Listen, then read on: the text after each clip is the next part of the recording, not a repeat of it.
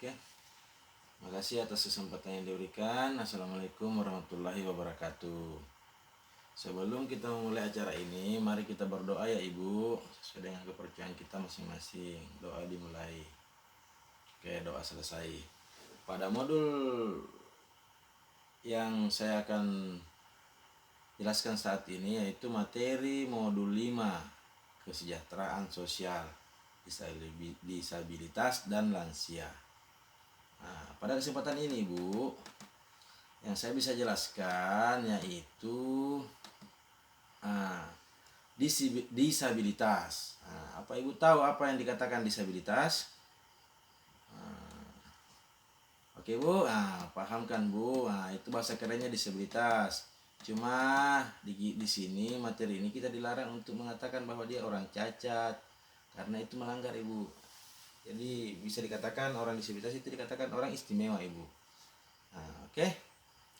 Adapun sesi yang saya bisa jelaskan di sini Ibu, bagian pelayanan bagi penyandang disabilitas berat. Oke Bu.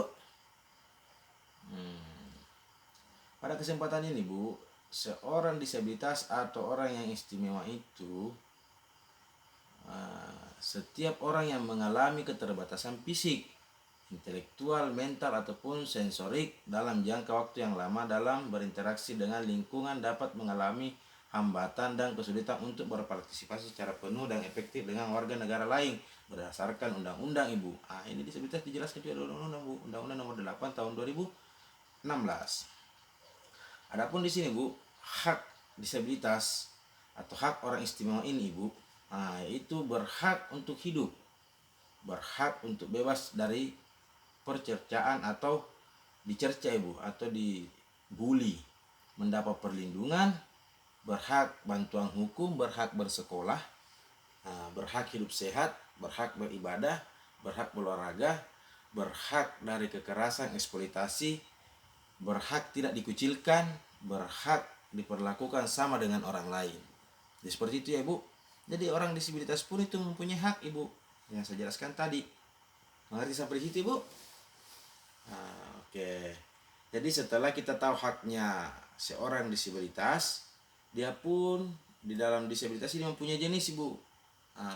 Itu ada jenis disabilitas. Contohnya disabilitas fisik, disabilitas netra, disabilitas mental. Yang dikatakan disabilitas netra itu buta Ibu, mata. Cuma kita jangan membahasakan bahwa dia orang buta, nanti dia terkucilkan Ibu, merasa minder apa. Disabilitas mental itu hiperaktif Ibu, contoh anak. Disabilitas tunarungu, bicara. Disabilitas intelektual, kayak orang idiot Ibu. Cuma kita tidak boleh sebut seperti itu Ibu ya. Jangan, karena dia mempunyai hak-hak juga Bu. Oke Bu. Selanjutnya, adapun pelayanan perlindungan disabilitas dalam keluarga, yaitu memberi makan 4 kali sampai 5 kali, atau memandikan 2 kali sehari. Maksudnya tadi Bu, memberi makan 4 sehat 5 sempurna. Oke Bu, yang jelasnya sama dengan hak kita Ibu. Orang disabilitas dia mempunyai hak hidup, hak makan. Adapun pelayanan yang kita lakukan, memandikan 2 kali sehari, mengganti pakaian 2 kali sehari, mengganti alas tidurnya Bu. Jadi harus dilayani seorang disabilitas Ibu. Oke?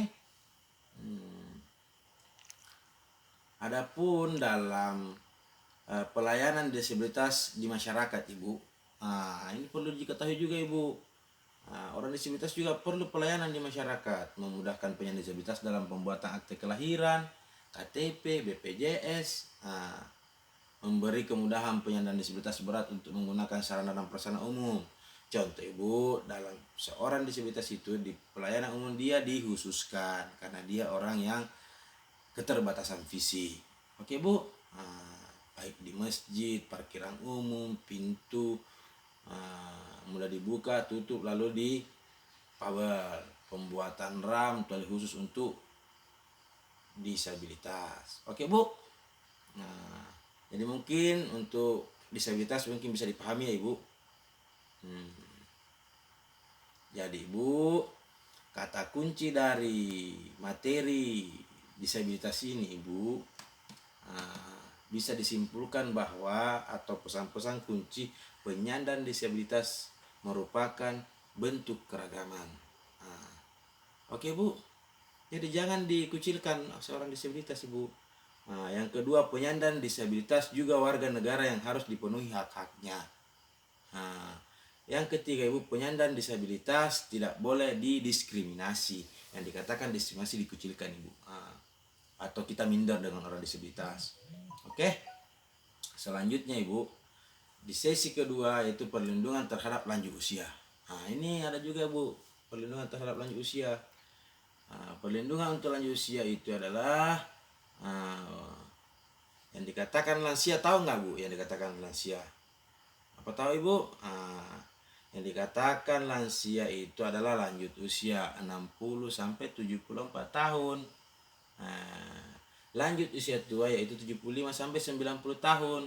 Usia pertengahan adalah 45 sampai 50 tahun. Lansia sangat tua yaitu 90 tahun Ibu. Itu sesuai dengan yang dikatakan Organisasi Kesehatan Dunia. Oke Bu. Adapun undang-undang mengatur tentang lansia itu ya diatur lagi Bu, lansia menurut undang-undang nomor 13 tahun 1998. Ayat 2, lanjut usia adalah seorang yang telah mencapai usia 60 tahun. Catatan lansia mendapat bantuan PKH usia 70 tahun. Jadi Ibu perlu ketahui bahwa untuk di PKH itu yang dikatakan lansia usia 70 tahun ke atas.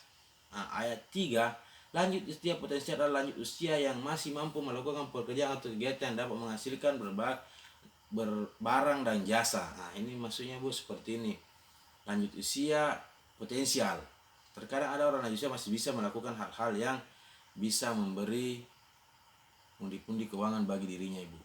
Lanjut usia tidak potensial. Ini ada lanjut usia juga tidak potensial. Lanjut usia yang tidak berdaya mencari nafkah sehingga hidupnya bergantung pada bantuan orang lain. Oke Bu. Adapun mengapa harus peduli kepada lansia? Apa Ibu tahu? Mengapa harus peduli kepada lansia? Itu sesuai dengan amanah undang-undang. Jadi kesimpulannya Ibu, lansia juga butuh perlindungan. Oke Bu, dari sekian apa yang saya jelaskan mungkin bisa dimengerti. Yang saya bisa jelaskan sampai saat ini cukup seperti itu Ibu.